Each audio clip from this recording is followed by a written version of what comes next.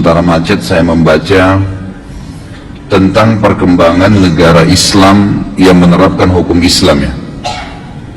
Sekarang di 3 tahun terakhir ini atau 10 tahun terakhir ini lah ya, ada 2 negara yang menerapkan syariat Islam dalam kehidupan mereka, dan ternyata dua-duanya tiba-tiba menjadi negara yang sangat berkembang pesat dikala banyaknya negara-negara Islam yang terpuruk ya. Saya bacakan, kalau yang sudah berjalan sekitar 10 tahun adalah Turki. Turki itu teman-teman sekalian, data terakhir adalah dari tadinya negara sekuler setelah dibentuk oleh Mustafa Kemal Atatürk yang memang memiliki ide-ide liberal dan sekuler, mengubah Turki dari khilafah Islamiyah menjadi Turki yang liberal, yang sekuler, menjauhkan antara agama dengan pemerintahan. Bahkan dia sempat mengganti azan dari bahasa Arab ke bahasa Turki, membaca Al-Quran dengan dialek-dialek bahasa suku-suku Turki. Indonesia sudah mulai ikut-ikutan sekarang ya. Yang Turki sudah lakukan dulu beberapa puluh tahun yang lalu kan? Dan itu ternyata membuat mereka terpuruk. Subhanallah, datangnya Presiden Turki yang sekarang ini, Erdogan, yang sangat masyhur sekarang, luar biasa orang ini, semoga Allah menjaga ya.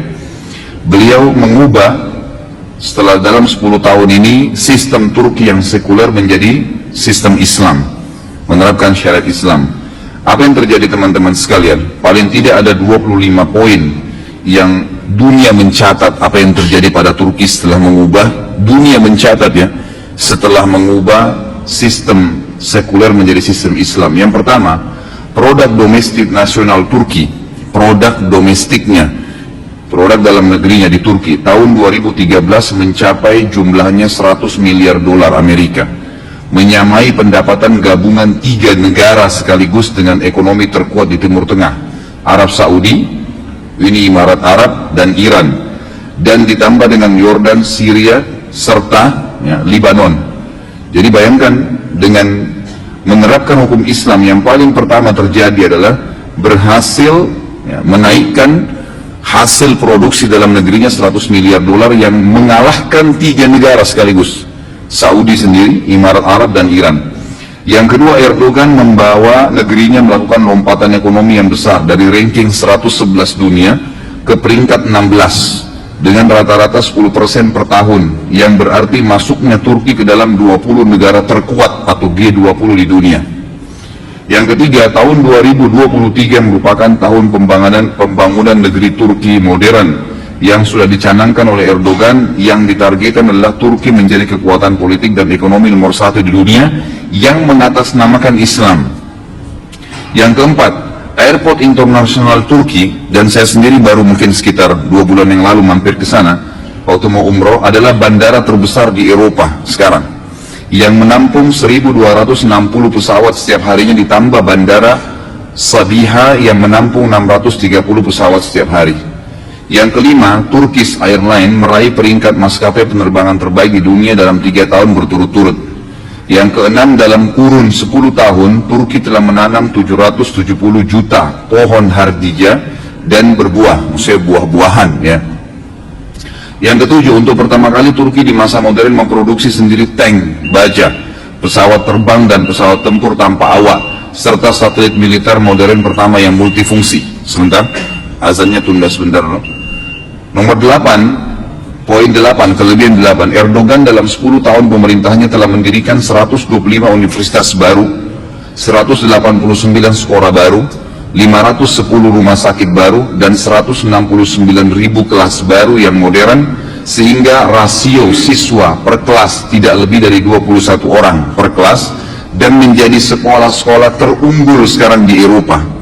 Sekarang orang-orang Eropa yang dulu didatangin sekolah, orang-orang Eropa sekarang yang datang ke Turki belajar. Jadi banyak orang tidak tahu nih, padahal sebenarnya perkembangan yang sedang terjadi.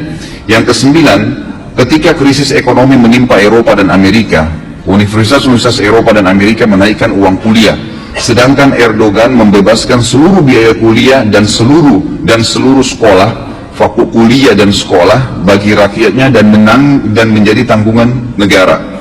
Yang ke-10, dalam 10 tahun terakhir, pendapatan per kapita penduduk Turki yang dahulunya hanya $3.500 per tahun, meningkat menjadi $11.000 per tahun.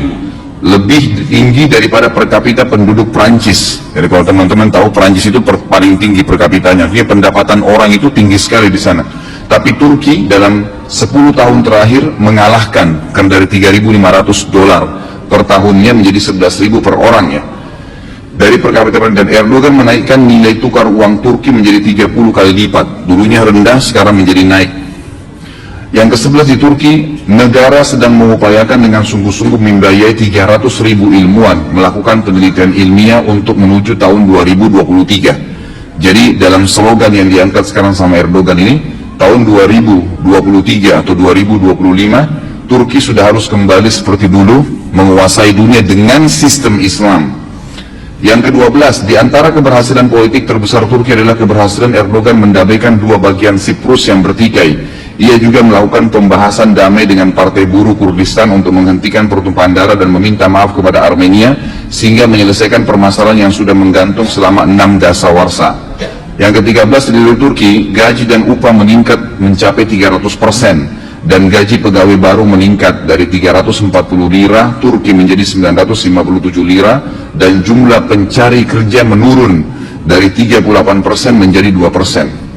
14, di Turki, anggaran pendidikan dan kesehatan mengungguli anggaran pertahanan dan gaji guru sebesar gaji dokter. Ke-15, di Turki telah dibangun 35.000 laboratorium IT dan database modern yang melatih pemuda-pemuda Turki.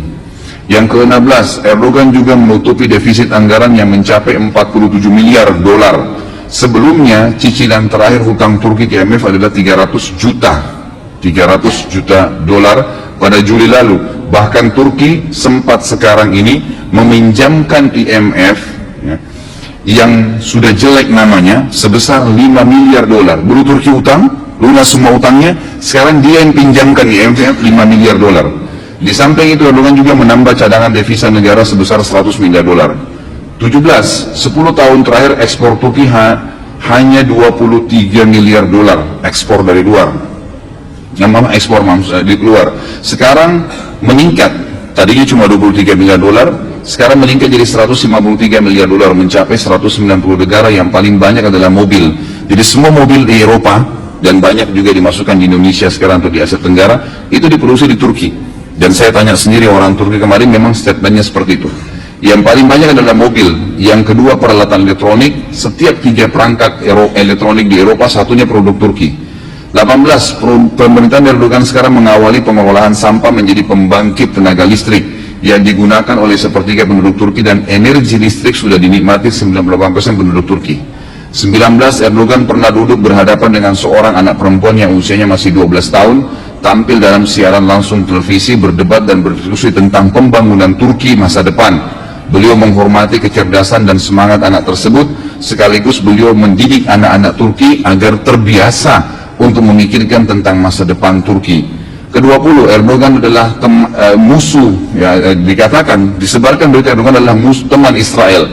Padahal sebenarnya Erdogan adalah musuh dari Israel. Bahkan Erdogan telah memberikan tamparan keras kepada Israel, dan dia telah memaksa Israel meminta maaf karena kasus kapal Marmara. Ada laut Marmara di Turki itu pernah ditembak oleh orang Israel, maka dia memaksa. Dan Turki mengatakan peminta maafan tersebut akan diterima kalau mereka mencabut embargo Gaza, ya, sampai kalau tidak maka tidak diberikan maaf, gitu kan? Kalau tidak maka terjadi peperangan, diserang Israel. 21, dikatakan bahwasanya Erdogan satu-satunya pemimpin Muslim yang akhirnya mempermalukan Shimon Peres di sebuah sidang yang menyebut bahwasanya alasan-alasan kenapa dia menyerang Israel. Dan Erdogan akhirnya meninggalkan tempat duduk tersebut dan mempermalukan Israel, sampai akhirnya disambut di seluruh pelosok jalan-jalan di Istanbul dan dianggap sebagai pejuang Muslim. 22, Erdogan juga menyemprot para demonstran penentangnya, ya, tetap aja orang ada menentang, dengan air dan tidak pernah menggunakan pesawat tempur, rudal ataupun bom-bom. Yang ke-23, Erdogan menolak anak gadis, ya, di Turki sekarang membuka hijab saat sekolah, bahkan mewajibkan hijab di negaranya. Yang ke-24, Erdogan tentunya kepala negara bersama istrinya mengunjungi Burma yang kemarin bermasalah, dan bertemu dengan kaum muslimin di sana dari kawasan Myanmar yang dapat bencana, serta membawa kaum muslimin yang sedang susah menuju ke Turki dengan menyiapkan segala macam persiapan mereka, kebutuhan mereka. Yang ke-25, Erdogan menghidupkan kembali pengajaran Al-Quran dan Sunnah di sekolah-sekolah negeri setelah hilang kurang lebih 90 tahun dihilangkan oleh pemerintah sekuler. Sekarang pelajaran dasar harus belajar Al-Quran dan Sunnah. 26, Erdogan menetapkan kebebasan berhijab di kampus-kampus Turki dan di parlemen, yang dulunya tidak boleh satu orang pun parlemen yang pakai jilbab masuk ke dalam parlemen kalau perempuan. 27, Erdoganlah pemimpin muslim yang membuat lampu di jembatan gantung terbesar di dunia di pantai Laut Hitam dengan penerangan yang sangat besar bertuliskan Bismillahirrahmanirrahim. Padahal ada salah satu negara Arab membuat pohon Natal terbesar di dunia dengan menelan dana sampai 40 juta dolar. Erdogan 28 mengembalikan pembelajaran bahasa Uthmaniyah yang berhuruf Arab di sekolah-sekolah negeri. Dan yang terakhir adalah 29, Erdogan melepas pawai 10.000 anak-anak muslim yang berumur 7 tahun di jalan-jalan Istanbul dengan penuh bangga. Anak-anak tersebut akan memulai kewajiban sholat berjamaah dan menghafal Al-Quran setiap harinya. Negara yang kedua teman-teman sekalian adalah Brunei yang terdekat. Begitu dibuka, begitu disiarkan bahwasanya Brunei menerapkan hukum Islam, maka ditemukan kembali kiang-kiang minyak yang jumlahnya bisa berjumlah 70 kali lipat dari apa yang dimiliki sebelumnya. Baru diniatkan, baru diterapkan, sudah Allah bukain. Bagaimana dengan Indonesia?